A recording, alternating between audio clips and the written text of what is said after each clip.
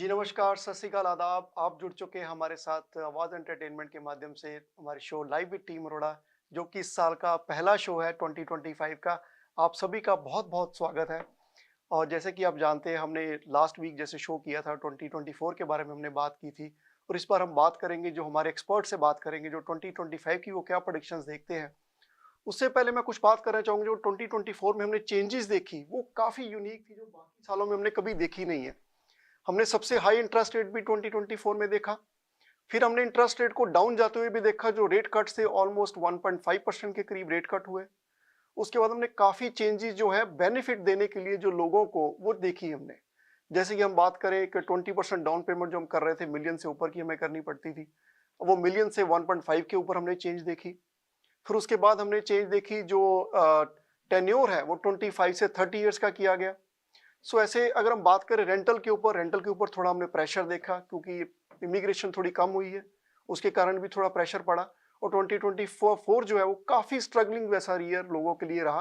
But उससे देखें कि जो एंड होते हुए 2024 में काफ़ी लोगों में जो कह ले रिलीफ की एक जो उम्मीद थी वो वापस आई है। तो इसको हम चर्चा को जारी रखेंगे आगे भी, क्योंकि आगे जो आज का हमारा सब्जेक्ट है उसी के ऊपर हम लेके आए हैं शो।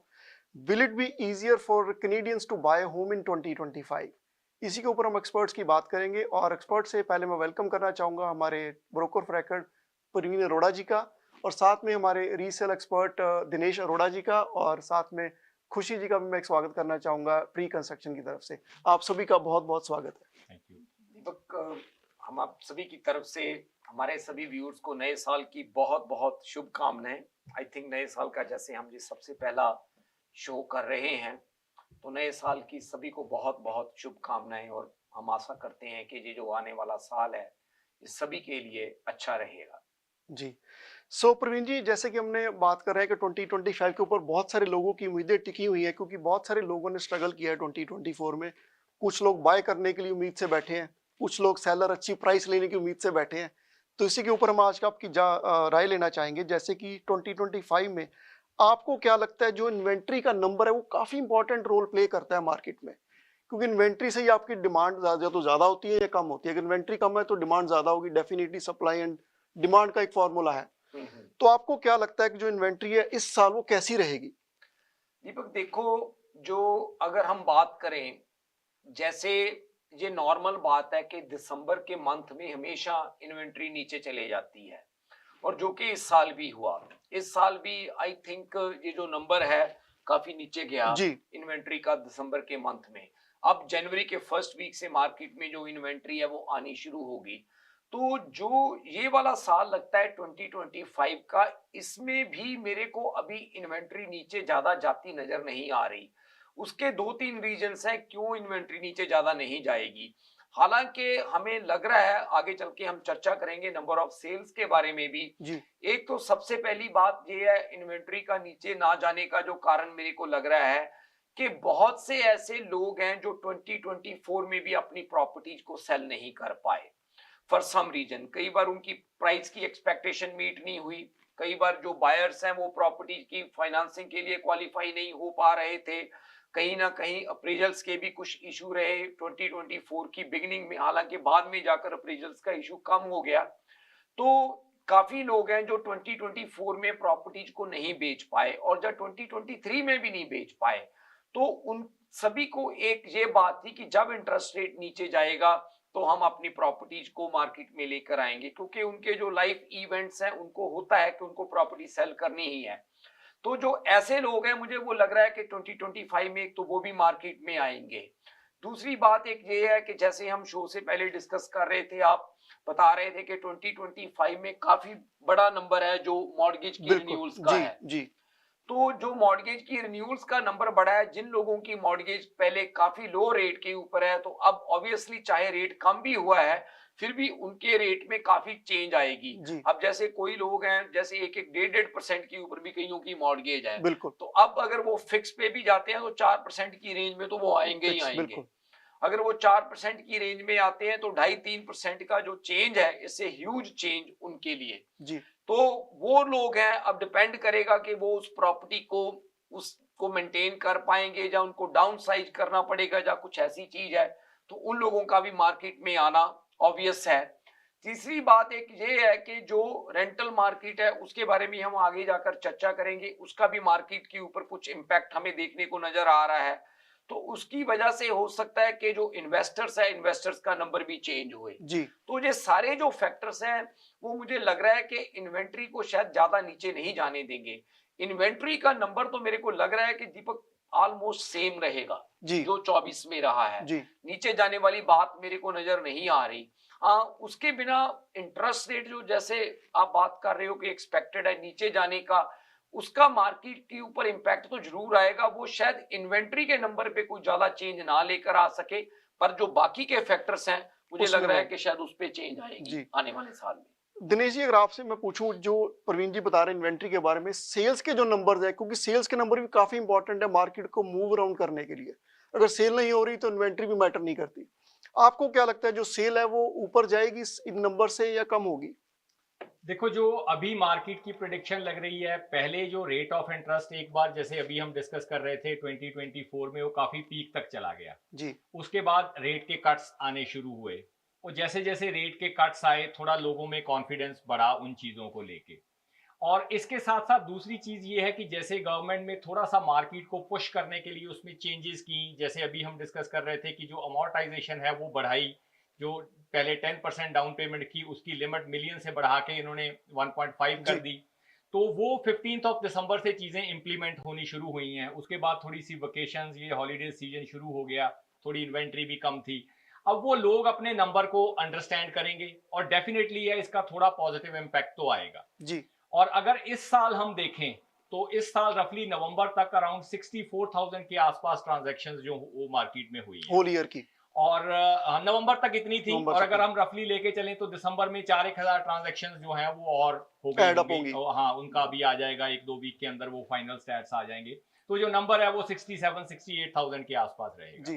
तो जब ये 2-3 चीजों का रिलीफ होएगा थोड़ा सा, नेचुरली है first time home buyer, they are the most aggressive, उनको थोड़ा सा ज्यादा रहता है प्रॉपर्टी बाय करने के लिए। और जब वो फिर एक साइकिल शुरू होता है वो छोटे से बड़े लेवल की तरफ, तो जी। उसका इम्पैक्ट धीरे धीरे मार्केट में नजर आता है। जी। तो एक्सपेक्टेशन है कि इन सारे बेनिफिट्स के साथ मार्केट में नंबर ऑफ ट्रांजैक्शंस बढ़ेंगी, और जो नंबर ऑफ ट्रांजैक्शंस है वो रखली एक्सपेक्टेशन है कि 2025 में ये नंबर अराउंड 74-75,000 के आसपास रहेगा। इसके आसपास रहेगा जी। तो नंबर आप कह रहे हैं कि नंबर ऑफ सेल्स थोड़ा सा एक्सपेक्टेड है कि जो थोड़ी ऊपर जाएंगी, रफली 10% और बढ़ जाएगी इसके अंदर। हाँ, इतनी सेल जो एक्सपेक्टेशन है जी। कि इतनी सेल बढ़ेंगी। हालांकि प्राइस पॉइंट पे कितना फर्क पड़ता है, ये थोड़ा सा आने वाले टाइम में, जैसे टैरिफ और बाकी चीजें हैं, इनके ऊपर थोड़ा सा फर्क पड़ेगा, देखेंगे कि कैसे जाता है। थोड़ा सा जैसे इन्वेंट्री जी। का लेवल है वो कैसे स्विच होता है, कैसे ग्रेजुअली बढ़ती है या एकदम मार्केट में आती है, जी। तो उन चीजों पे इम्पैक्ट पड़ेगा। पर हाँ, ये है कि ट्रांजेक्शन जो है वो वो बढ़ेंगे। बढ़ेगी। सो प्रवीण जी, जैसे आपसे बात चल रही थी, आपने मुझे बताया कि जैसे जो नंबर ऑफ इन्वेंट्री है वो ज्यादा बढ़ेगी नहीं, बट कुछ लोगों का ये मानना है क्योंकि 2025 में बहुत सारे इवेंट्स होने वाले हैं। हम्म, अगर हम बात करें, एक तो इंटरेस्ट रेट थोड़ा और ड्रॉप होगा, जो हमें लग रहा है, बिल्कुल। सभी लोग प्रेडिक्ट कर रहे हैं कि ये शायद 0.1% के करीब होल ईयर में कम हो जाए। हम्म, फिक्स में हालांकि ज्यादा कुछ चेंज नजर नहीं आ रहा क्योंकि वो बॉन्ड के साथ चलता है, तो उसमें बिल्कुल। कोई किसी के हाथ में नहीं वो कितना कम होगा, बट जो प्रोडिक्शन है वो शायद लो 400 कह लें आप, 3.75 या 4 के आसपास ये रहने वाला है। जो तो फिक्स रेट है। जो लोग ये सोच के बैठे हैं कि फिक्स हम ले लेंगे, फिक्स बहुत कम हो जाएगा, वैसी कोई उम्मीद हमें नजर नहीं आ रही। और जैसे लोगों का मानना है कि इन सारे इवेंट से पावर ऑफ सेल भी बढ़ेगी। हम्म, कुछ लोग जो फिक्स मॉडगेज जैसे आपने कहा 1.5 पे बैठे हैं वो हायर पे आएंगे, उससे भी इन्वेंट्री में इजाफा होगा। हम्म, फिर अगर बात करें, इंटरेस्ट रेट से ज्यादा रिलीफ मिलने नहीं वाला। हम्म। तो आपको क्या लगता है, इससे जो प्राइसेस हैं क्या वो और नीचे ड्रैग करेंगे? देखो, प्राइसेस दीपक मुझे नीचे तो जाते नहीं नजर आते।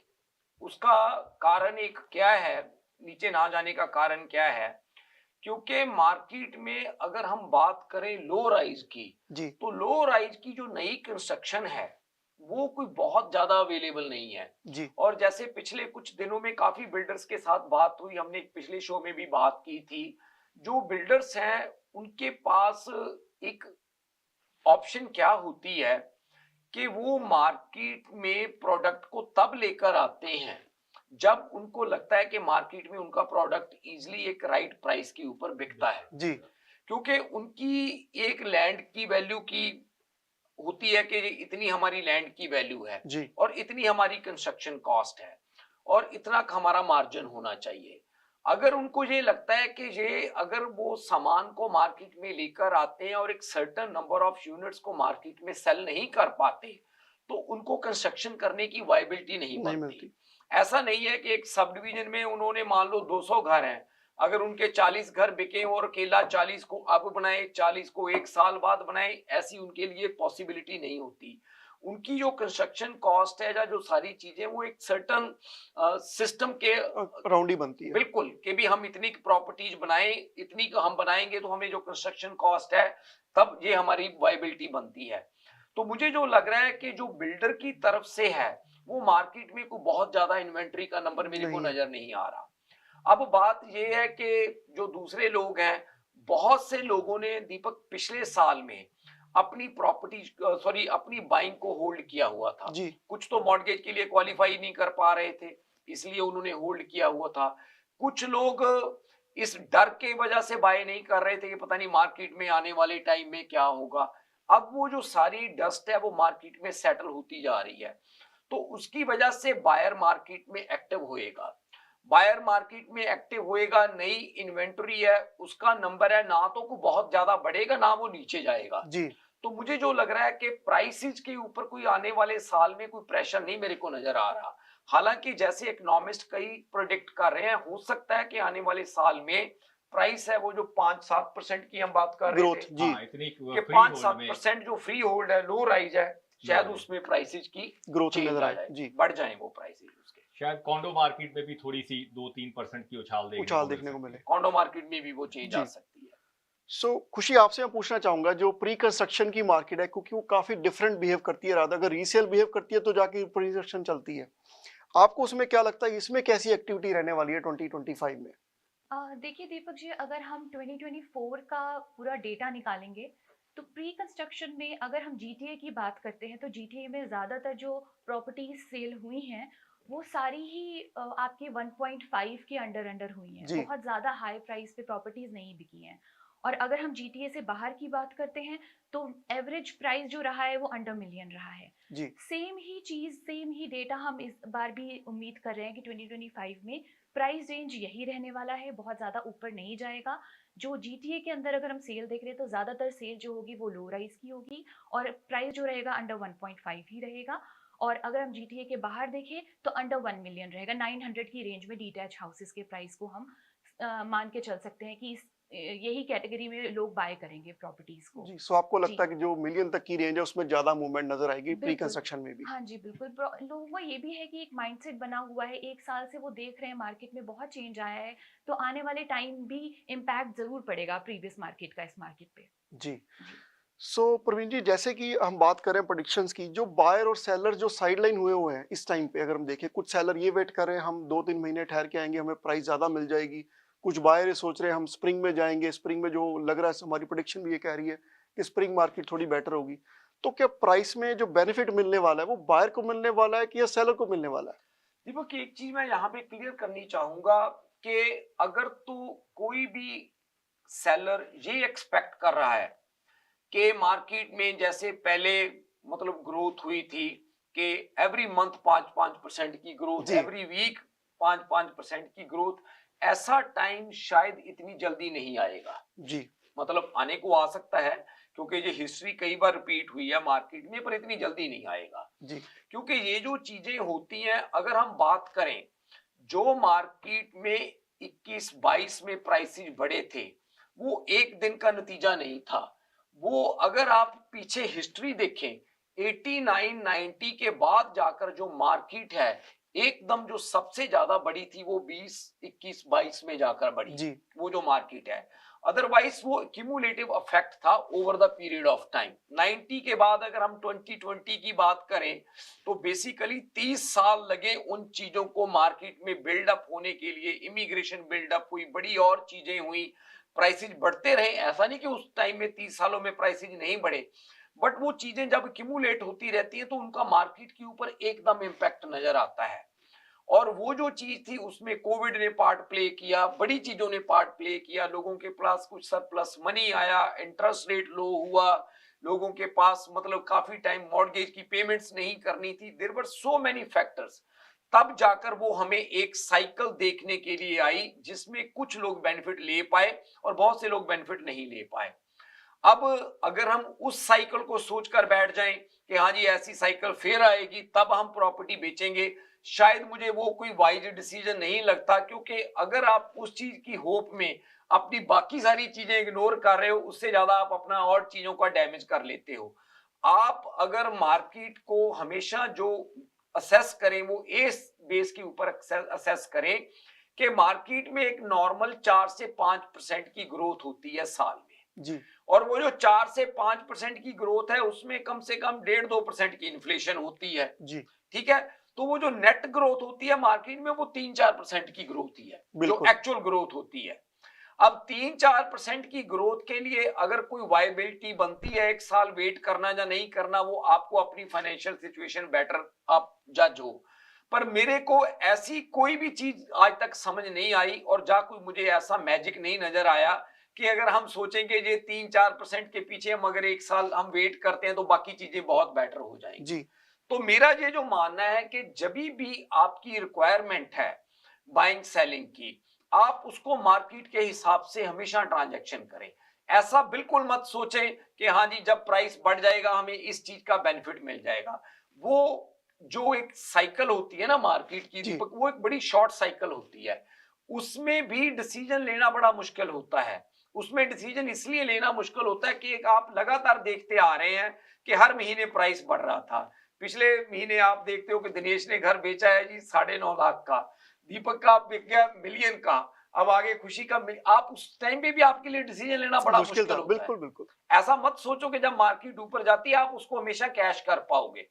उसको कैश करना बड़ा, जैसे आप कह लो कि जिगरे वाला काम है कि आप एक जिगरा रख के प्रॉपर्टी को बेचते हो ये देख करके प्राइसेस बढ़ रहे हैं। तो मेरा जो मानना है कि अगर आप रियल स्टेट मार्केट में या रियल स्टेट इंडस्ट्री में चीजें करना चाहते हो ठीक तरीके से, तो जब आपकी रिक्वायरमेंट है उसके हिसाब से चीजों को डिसाइड करो, ना कि इस होप में बैठे रहो कि मार्केट बेटर होएगी तो हम चीजें करेंगे। जी, अगर आप बाय करना चाहते हो तो डेफिनेटली जब आपकी अफोर्डेबिलिटी बनती है प्रॉपर्टी को बाय करो, इसमें कोई ऐसी बात नहीं है।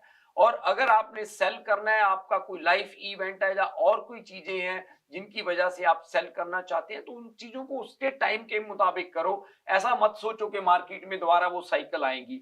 अगर कोई साइकिल आती है दोबारा, आपका एक्सपीरियंस है पास्ट का, अगर आप उसको कुछ कैश कर जाते हो तो आप अपनी इस चीज को लक समझो बिल्कुल। कि अगर आप कैश कर जाते हो, पर आसान नहीं होती ऊपर जाती मार्केट में भी चीजों को कैश करना, क्योंकि आपके अंदर एक डर होता है हमेशा कि आज मैंने अगर बेच दिया कल को प्राइस का शायद $1,00,000 और बढ़ बिल्कुल। जाएगा। इसमें यूजुअली क्या होता है कि जब भी मार्केट ऊपर जाएगी हाँ जी, हमेशा सेलर के लिए डिसीजन बनाना चैलेंज रहेगा, हमेशा। और जब मार्केट डाउन होएगी हाँ तो जी। बायर के लिए डिसीजन बनाना चैलेंज होएगा। बिल्कुल जी। होगा।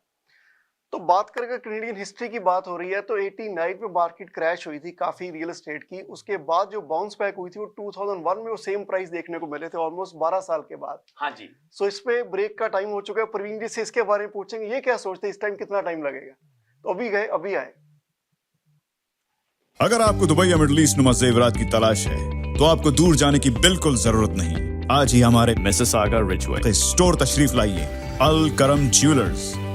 हमारे पास सोने के बेहतरीन कंगन, कड़े, झुमके, हार और सोने के सेट्स भी दस्तयाब हैं। शादी हो या मेहंदी या कोई भी फंक्शन, आपकी पसंद के तमाम जेवरात आपको हमारे स्टोर में मौजूद मिलेंगे। आज ही हमारे स्टोर पर तशरीफ लाइए। अल करम jewellers, 3465 platinum drive, unit 99, Mississauga, या फिर कॉल करें 905-828-0009। अल करम ज्वेलर्स, फरमाइश आपकी, गारंटी हमारी।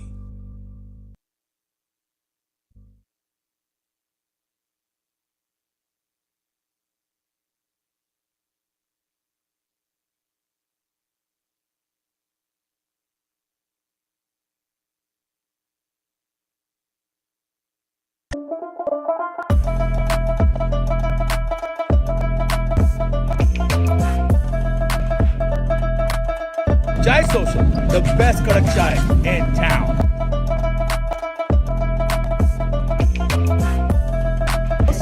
Aromatic, delicious, and जबरदस्त और आला चाय, आला चूरो चाय।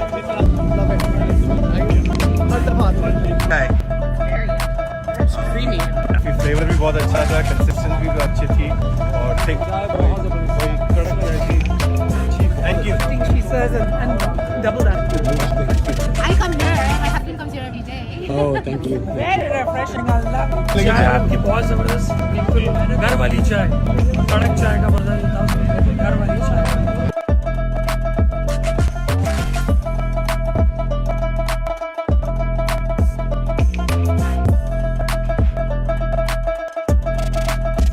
हमारा सीजन ओपनर था 2024 का for desi bikers of Canada. Chai Social sponsor, we want to thank the team of Chai Social. Absolutely great experience, great kadak chai, best kadak chai in town. Absolutely. Chai Social 100%. Thank you Everybody so loved it. We appreciate your support and hopefully we can count on you in the future. Dixie electronics और appliances, जहां आपकी तमाम electronics और appliances की जरूरियात पूरी होंगी। हमारे पास आपको हर टॉप ब्रांड मौजूद मिलेगा, चाहे वो वर्लपूल हो या एलजी, सैमसंग हो या जनरल इलेक्ट्रिक्स। हम इन सब के ऑथराइज्ड डीलर हैं। आइए और हमसे 5 स्टार खिदमत का लुत्फ उठाइए। हम आपको तमाम अप्लायंसेस सबसे बेहतर और सस्ते दामों पर फराहम करेंगे, ये हमारी गारंटी है। विजिट आवर वेबसाइट www.dixieelectronics.ca या फिर हमें कॉल कीजिए 905-625-5900. At Dixie Electronics and Appliances, we sell quality and deliver confidence.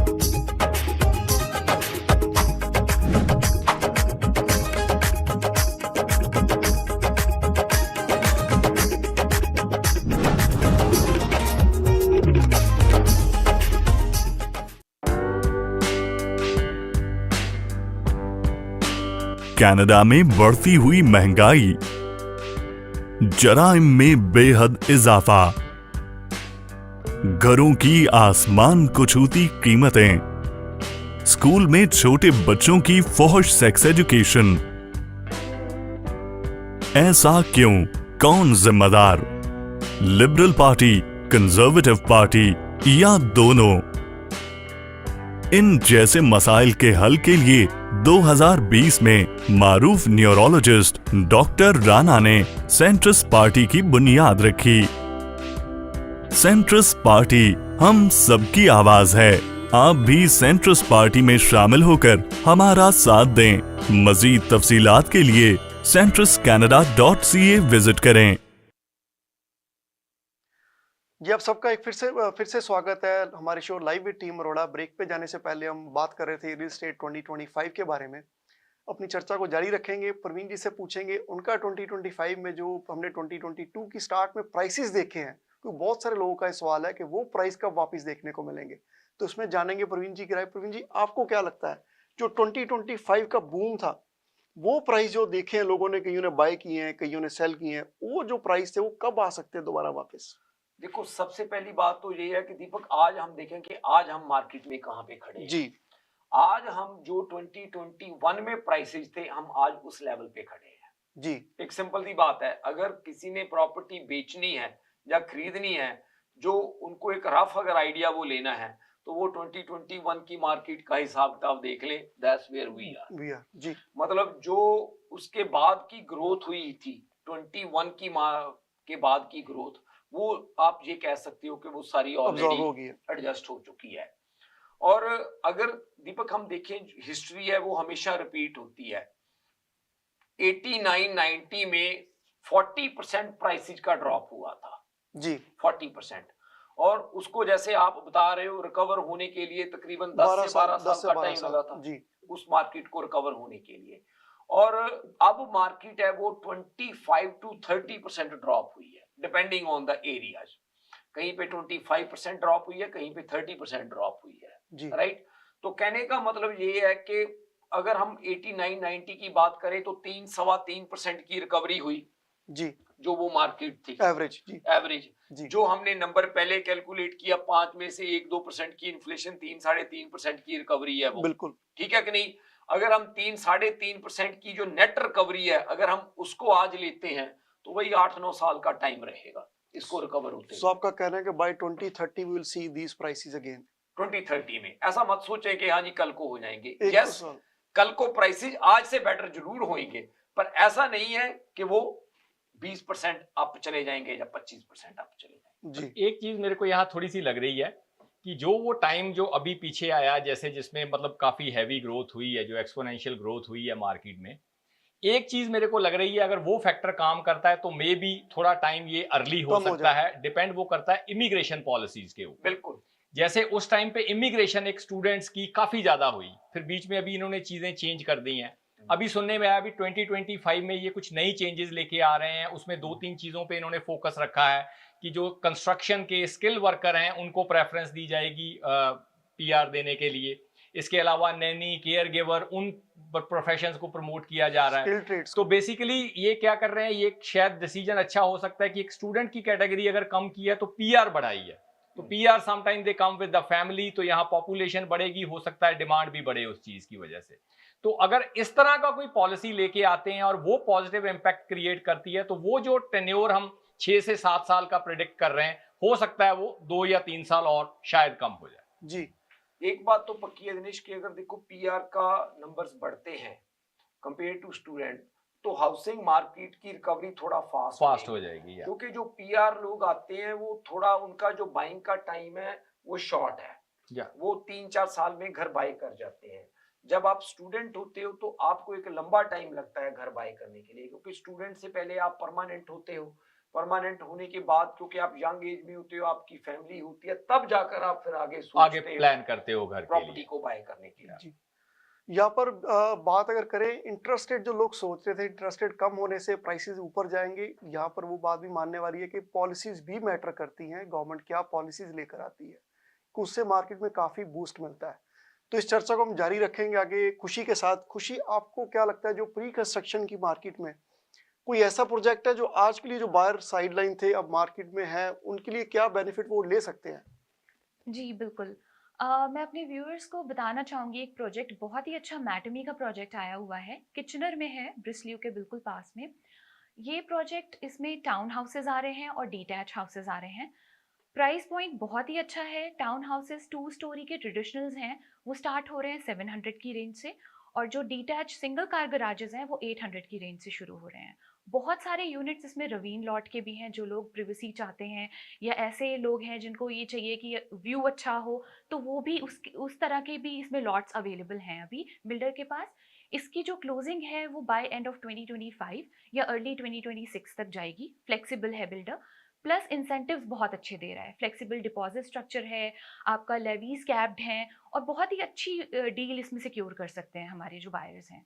सो अच्छा प्रोजेक्ट है ये काफ़ी। मुझे लगता है कि दीपक अगर डिटैच 800 की रेंज में है, वो सिंगल कार गराज के होंगे ऑब्वियसली, तो I think that is a good option. लगता है किचनर में भी बिल्कुल।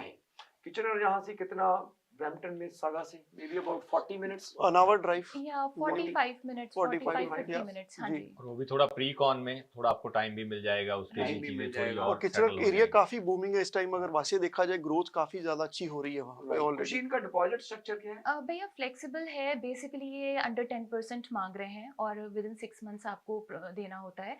बट अभी क्योंकि बिल्डर के पास इन्वेंट्री काफ़ी है इस टाइम पे, तो बिल्डर भी फ्लेक्सिबल है। अगर डिपॉजिट का कुछ ऊपर नीचे होता है तो हम बात कर सकते हैं बिल्डर से, हम कुछ एक्सटेंशन ले सकते हैं, that is also possible, doable. Location बहुत अच्छी है, स्पेशली सारे जो आपके कॉम्प्लेक्स वगैरह है बिल्कुल पास में है, शॉपिंग सेंटर पास में है बिल्कुल, तो कन्वीनियंट लोकेशन है।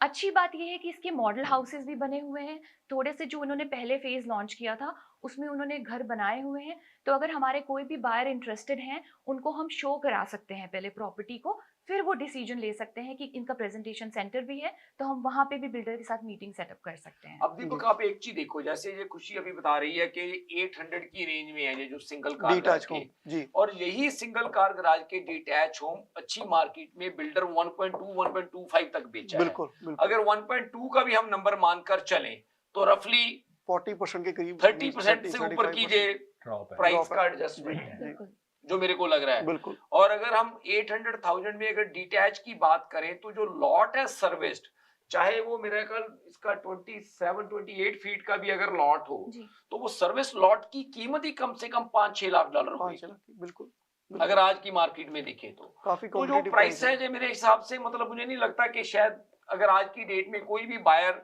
ऐसी कोई ऑप्शन बाय करता है, दे विल बी रॉन्ग। अगर जी। वो ओंटारियो में रहना चाहते हैं ना, मतलब बिल्कुल जीटीए के कॉरिडोर में रहना चाहते हैं तो। और प्रवीण जी सोसाइटी पूरी डेवलप्ड है। हमने विजिट किया था वहाँ पे पूरी टीम के साथ, प्रेजेंटेशन, इनका साइट भी बिल्कुल पास में ही है, पूरा डेवलप्ड लोकेशन है, लोग रह रहे हैं वहाँ पे, सो बहुत अच्छी लोकेशन है। जी। सो बहुत सारे लोगों की ये कंप्लेंट रहती थी जब भी प्री कंस्ट्रक्शन बाय करने जाते थे, सिर्फ फ्लोर प्लान पेपर पे देखते थे। इसमें सबसे बड़ा बेनिफिट जो खुशी ने बताया कि आप घर जाके प्रैक्टिकली देख सकते हैं, लेआउट चेक कर सकते हैं कि उनकी फिनिशेस क्या होंगी। सो ये काफ़ी अच्छा बेनिफिट है जो आजकल बायर्स कहते हैं। देखो ये उसी का ही नतीजा है कि आपको ज़्यादा से ज़्यादा ऑप्शन मार्केट में मिल रही हैं। सो बात करेंगे क्योंकि बहुत सारी इन्वेंट्री की बात हो रही है, तो हम भी कुछ काफ़ी अफोर्डेबल हाउसिंग का नाम भी लेके हैं, तो हम भी एक अच्छे घर लेके आए हैं। उस लिस्टिंग के बारे में चर्चा करेंगे। फर्स्ट टाइम होम बायर के लिए भी है, सेकंड टाइम होम बायर के लिए भी है, उसके बारे में बात करेंगे। प्रवीण जी, इस हफ्ते जो हम बात करेंगे, कौन सी लिस्टिंग हम बताना चाहेंगे? लिस्टिंग्स देखो पहले दिनेश जी आप 26 बेनहर्स्ट क्रेसेंट के बारे में बात करना चाहेंगे? बिल्कुल। सो दीपक, ये जो लिस्टिंग है 26 बेनहर्स्ट क्रेसेंट, ये फर्स्ट टाइम होम बायर के लिए हम ब्रैम्पटन के अंदर एक प्रॉपर्टी लेके आए हैं। और ये जो प्रॉपर्टी है सिर्फ और सिर्फ 2 साल पुरानी प्रॉपर्टी है, almost like a brand new. Mississauga road और सैंडलवुड का जो एरिया है उस नेबरहुड में ये प्रॉपर्टी है। और बेस्ट पार्ट ये है कि प्रॉपर्टी जो है बिल्कुल नीट एंड क्लीन पड़ी है, मिसयूज नहीं है बिल्कुल भी। और जैसे आप देखेंगे तो ये स्टोन और ब्रिक का एलिवेशन है। और इस टाउन हाउस में आपको 3 बेडरूम है, 2 फुल वॉशरूम है सेकंड फ्लोर पे, और मेन फ्लोर के ऊपर फुली अपग्रेडेड हाउस है, इसमें क्वार्ट्ज के काउंटर टॉप लगे हुए हैं। और इस प्रॉपर्टी पे दोनों दिन हमारा ओपन हाउस रहेगा, कल भी और परसों भी। इसके अलावा किसी और टाइम भी इस प्रॉपर्टी को व्यू करना चाहते हैं कोई भी हमारे फर्स्ट टाइम होम बायर, तो हमें कॉल कर सकते हैं। सो आगे मैं बात करना चाहूंगा इसी एरिया में, नॉर्थ वेस्ट ब्रैम्पटन के एरिया में हम डीटैच होम भी लेकर आए हैं, जो सेकंड टाइम बायर्स हैं उनके लिए काफ़ी अच्छी ऑप्शन है। नॉर्थ वेस्ट ब्रैम्पटन में चिंगूजी और वॉलनेस के एरिया में detached home 590 remembrance road, 590 remembrance road. ये under 3000 square feet, almost 3000 square feet का घर है। ऊपर 4 बेडरूम है और 3 फुल वॉशरूम, और चारों बेडरूम के साथ एक्सेसिबल है वॉशरूम्स। और मेन लेवल के पास आपके पास सेपरेट लिविंग एंड फैमिली और गैराज से भी एंट्रेंस है, और आपके पास लीगल फिनिश बेसमेंट आती है सेपरेट एंट्रेंस के साथ। और ये घर पे भी हम दोनों दिन ओपन हाउस कर रहे हैं, दिस सैटरडे एंड संडे। आप 1:30 to 4 भी विजिट कर सकते हैं। जी प्रवीण जी, 6937 आर्मोर टेरेस के बारे में बताना चाहेंगे? ये जो प्रॉपर्टी है दीपक 6937 अमोर टेरेस के मिसागा में है, डेरी और मैक्लॉगलिन के एरिया में। और ये जो प्रॉपर्टी है इसकी जो बेसमेंट है वो भी फिनिश्ड है, प्रॉपर्टी पूरी तरह से रेनोवेटेड है। जैसे बाहर आप एलिवेशन भी देख सकते हैं कि उन्होंने एलिवेशन को भी अपग्रेड किया है, इसको स्टॉको वगैरह किया है। और ये रवीन लॉट है। और सबसे अच्छी बात ये है कि दीपक इस नेबरहुड में आसानी से पहले कोई ज्यादा ऑप्शंस मिलती नहीं थी जी। और अब यहाँ पे ये डिटैच घर फुली रेनोवेटेड और उसके साथ बेसमेंट अपार्टमेंट बनी हुई, अगर आप रेंट करना चाहते हैं आप उसको रेंट कर सकते हैं। रेंटल इनकम का भी पोटेंशियल है। और ये जो प्रॉपर्टी है, जैसे मैंने बात की, जिस प्राइस रेंज में ये पहले बिकती थी, ये प्रॉपर्टी ऑलरेडी 25-30% प्राइस एडजस्ट होकर ही हमने मार्केट में लेकर आए हैं। जी। सो आगे दिनेश जी आप बताना चाहेंगे साइड रोड के बारे में, 15 साइड रोड? 15 साइड रोड पे दीपक जो हम ये प्रॉपर्टी लेके आए हैं, ये प्रॉपर्टी हमारे बहुत से बायर कई बार हमसे इंक्वायर करते हैं कि वो प्रॉपर्टी के साथ लैंड एरिया लेना चाहते हैं। तो ये प्रॉपर्टी उन बायर्स के लिए है जो लैंड के साथ प्रॉपर्टी देख रहे हैं। हॉल्टन में ये प्रॉपर्टी है, 15 साइड रोड और 5th लाइन के ऊपर ये प्रॉपर्टी अवेलेबल है। और इस प्रॉपर्टी की खास बात यह है कि प्रॉपर्टी फुली रेनोवेटेड है, और प्लस इस प्रॉपर्टी में साथ आपको 4.2 एकड़ की लैंड मिलेगी, 150 फीट का फ्रंट है। तो कोई भी बंदे, अगर कोई भी हमारे व्यूअर्स हैं, अगर वो इसको प्रॉपर्टी को एज इज रखना चाहें या इसके ऊपर कोई बड़ा कस्टम बिल्ट घर बनाना चाहते हैं, तो ये एक बहुत बढ़िया ऑप्शन हो सकती है, जिसमें आपको 150 फीट का फ्रंट मिलेगा, 4.2 एकड़ लैंड मिलेगी। जी प्रवीण जी, 20 लैडबुक क्रेसेंट। ये जो 20 लैडबुक क्रेसेंट है दीपक, ये जो प्रॉपर्टी है ये अराउंड 4800 स्क्वायर फीट का घर है और ये भी प्रॉपर्टी है रवीन लॉट है और इसकी भी बेसमेंट वॉकआउट है और बनी हुई है। और ये जो प्रॉपर्टी जैसे 4800 स्क्वायर फीट का घर है, क्योंकि ज्यादातर सब डिवीजन में इतने बड़े साइज की प्रॉपर्टीज अवेलेबल नहीं होती जी। और जो इसकी दूसरी खासियत है कि ये प्रॉपर्टी इन्होंने ऐसे रखी है दीपक जैसे बिल्कुल ब्रांड न्यू हो। कहने का मतलब बिल्कुल कम यूज हुई है ये प्रॉपर्टी। अगर आप क्रेडिट वैली के एरिया में ब्रैम्पटन में कोई ऐसी बड़ी प्रॉपर्टी देख रहे हैं और 5 बेडरूम की ऑप्शन देख रहे हैं तो ये ऑप्शन आप कंसिडर कर सकते हैं जी। सो मैं बताना चाहूंगा नेक्स्ट वीक भी हम एक प्रॉपर्टी लेकर आ रहे हैं। बेसिकली वो लॉट है जो हॉल्टन में है, जॉर्ज टाउन के अंदर मेपल एवेन्यू के ऊपर। क्योंकि प्राइस काफ़ी अट्रैक्टिव है। अगर साइज़ की बात करें ऑलमोस्ट 65 फीट वाइड है और 150 फीट के करीब इसकी डेप्थ है। कॉर्नर लॉट है और ये 850 की रेंज में ये हम लेकर आएंगे नेक्स्ट वीक के लिए। इसके बारे भी आप जानकारी कर सकते हैं। इसके अलावा दीपक 2 और लिस्टिंग जो हमारे कोई व्यूअर्स लग्जरी लिस्टिंग देख रहे हैं तो 2 और लिस्टिंग्स नए साल में हम लेके आएंगे जो ट्रिपल कार गैराज की प्रॉपर्टीज हैं। तो यूजुअली ट्रिपल कार गैराज की जो प्रॉपर्टी हैं वो मार्केट में इजीली अवेलेबल नहीं होती। तो एक प्रॉपर्टी रहेगी मिसिसागा रोड और क्वीन के ऊपर। ये ट्रिपल कार गैराज का घर है, बीच में डीप प्लॉट पूल बना हुआ है इसके अंदर। और दूसरा जो है वो मेफील्ड और मैक्वीन के गॉरवे टोरंटो गो रोड रूरल एरिया जो है उसके अंदर हम लेके आ रहे हैं और वो भी ट्रिपल कार गैराज का घर है। रफली 6000 स्क्वायर फीट उसमें लिविंग स्पेस है, वॉकआउट बेसमेंट है, रवीन लॉट है। तो ट्रिपल कार गैराज की अगर आप कोई भी प्रॉपर्टी देख रहे हैं with deeper lots, walkout basement, तो उसके लिए भी आप हमें कॉल कर सकते हैं। जी शुक्रिया। सो प्रवीण जी वक्त हो चुका है हमारे शो को खत्म करने का। तो आपका कोई ऐसा मैसेज जो आप देना चाहें व्यूअर्स को जाते जाते? मैं दीपक यही बात कहूंगा कि जो 2025 की मार्केट है, number of transactions for sure बढ़ेंगी, प्राइस में भी ग्रोथ आएगी, पर प्राइस में ग्रोथ वो नॉर्मल जो ग्रोथ होती है वही रहेगी। इंटरेस्ट रेट भी कम होएगा, मॉर्गेज की पेमेंट भी आपकी कम होएगी और इसके साथ साथ जैसे इमिग्रेशन के ऊपर थोड़ा बहुत अगर प्रेशर रहता है तो जो रेंटल है वो रेंटल भी थोड़ी बहुत कम होएगी।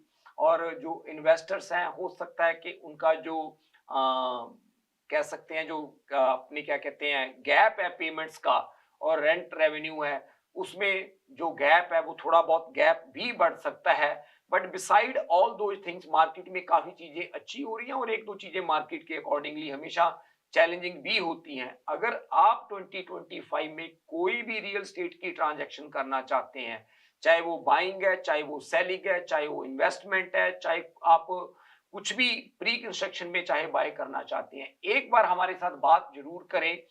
क्योंकि हमारी टीम जो पिछले 20 साल से इंडस्ट्री में एक्टिवली काम कर रही है, मतलब ये कोई 2-4 महीने या 1-2 साल की बात नहीं है, 20 साल की मैं बात कर रहा हूं। 20 साल से भी ज्यादा एक्सपीरियंस वाले लोग हैं हमारी टीम में।